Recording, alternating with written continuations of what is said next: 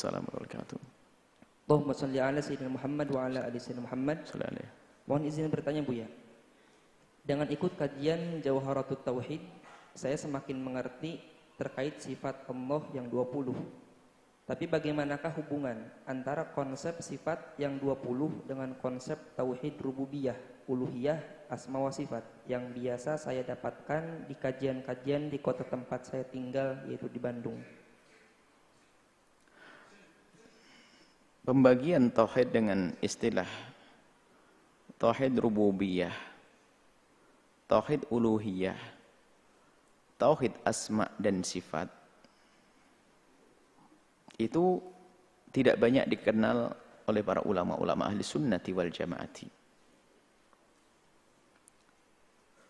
Apalagi dengan pemahaman yang sangat jauh dari pemahaman ahli sunnati wal jamaati. Masalah tauhid uluhiyah rububiyah maka ini sering sangat masyhur. Kita meyakini bahwasanya meyakini tauhid uluhiyah dan tauhid rububiyah. Terlepas asma sifat ntar dulu. Asma sifat kita meyakini Allah punya sifat-sifat yang harus kita yakini dalam Al-Qur'an.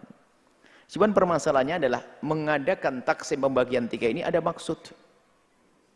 Karena bagaimana maksudnya dijelaskan di saat mereka mensyarahi ini untuk mengkafirkan orang lain. Sehingga di saat mereka berusaha mengkafirkan orang lain, mereka harus memisah antara tauhid uluhiyah rububiyah.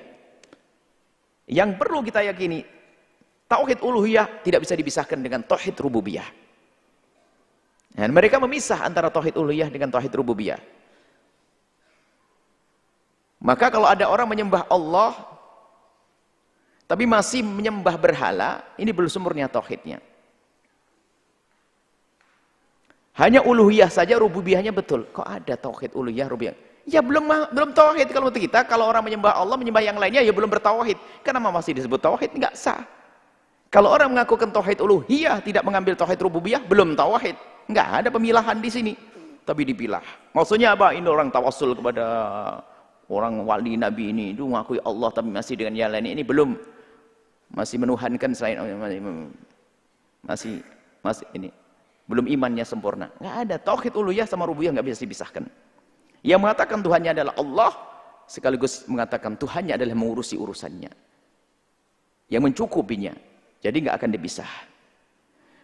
Kemudian tauhid ini. Jadi mereka memisah tauhid uluhiyah rububiyah, ada maksud untuk mengkafirkan sebagian kaum muslimin dengan pemilahan ini.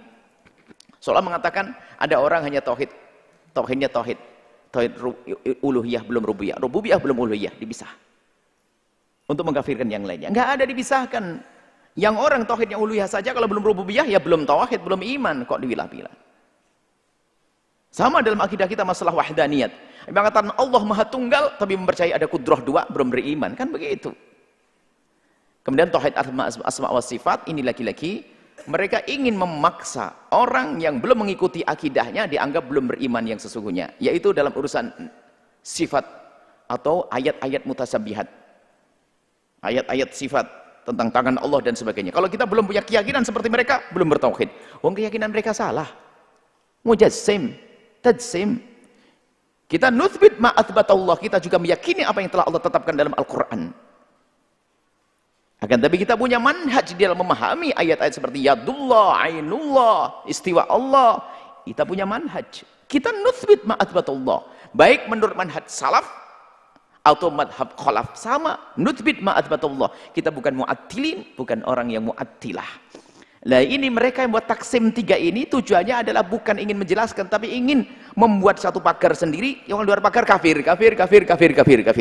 Sampai hari ini itu terjadi. Maka Anda tidak perlu menggunakan tauhid uluhiyah, rububiyah dengan pemisahannya, kemudian tauhid asma wa sifat dengan cara yang mereka fahami. Kita punya manhaj ahli sunnati wal jamaatil asy'ariyati, bagaimana di saat kita menemukan ayat-ayat yang di situ adalah sifat-sifat Allah atau disebut dengan tangan Allah, masuk ayat mutasyabihat, kita mua manhajnya ahli salaf dan manhajnya ahli khalaf, at-tafwid dan ta'wil. Ta'wil bukan semaunya ta'wil, tapi ada manhaj yang khusus dan jelas. Itu ahli sunnati wal jamaati. Jadi di situ masalah pembagian tauhid rububiyah, uluhiyah sama tauhid asma wa sifat, ini ada bukan akidah ahli sunnati wal jamaati asy'ariyati. Kita bisa menggunakan itu, memaknai dengan cara kita yang jelas, bukan untuk mengkafirkan orang lain.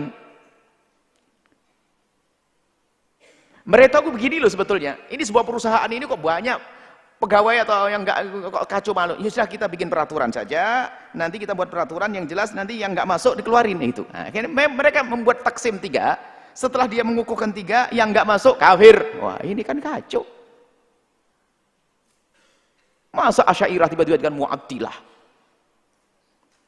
Kita dikatakan Mu'attilah dengan tauhid kita. Sama takwil kita. Mu'attilah itu adalah tidak menetapkan apa yang ditetapkan dalam Al-Quran tentang sifat-sifat Allah. Na'udzubillah. Kita bukan mu'attilin. Kita punya manhaj yang jelas. Ahli sunnati wal jamaati asy'ariyati. Tidak ada tauhid. Pembagian tulatin 3. Tauhid rububiyah, uluhiyah, asma-sifat, tidak ada pembagian dalam kita. Tapi kita juga mengakui tauhid rububiyah dan uluhiyah tidak bisa dipisahkan. Tauhid asma wa sifat kita mau dengan cara manhaj kita yang sangat jelas, yaitu manhaj ahli sunnati wal jamaati asy'ariyati, yaitu takwil dan tauhid. Semoga Allah menjauhkan kita dari kesesatan. Wallahu a'lam bishawab.